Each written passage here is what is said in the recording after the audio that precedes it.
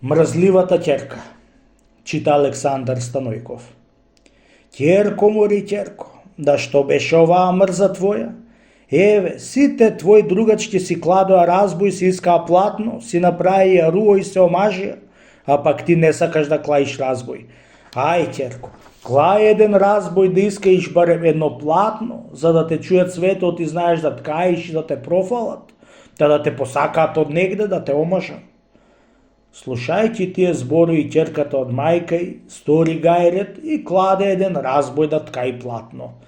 Арно ама, кое што не знаеше да ткаи, кое што ја мрзеше, една година стоја во разбојо и не би късмет да ја чуе мајка да шкрипне со разбојо.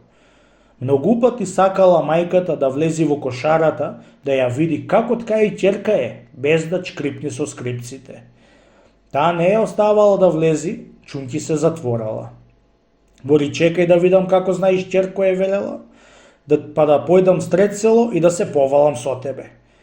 Не е твоја работа, мајко, е велела, дури не го искам јас сето платно, нема да те пуштам. Така велејќи е ќерката и таа не влегувала.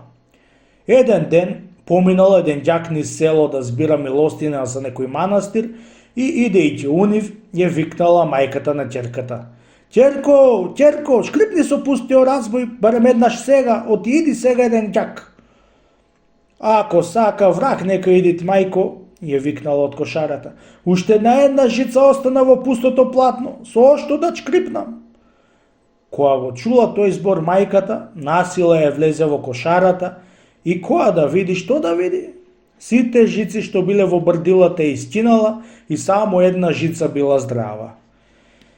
Еди, ќерко, што не е од срце, не е при срце, ја рекла. Зато ти не си ме оставала да влезам во кошара, да ти го видам пустото платно.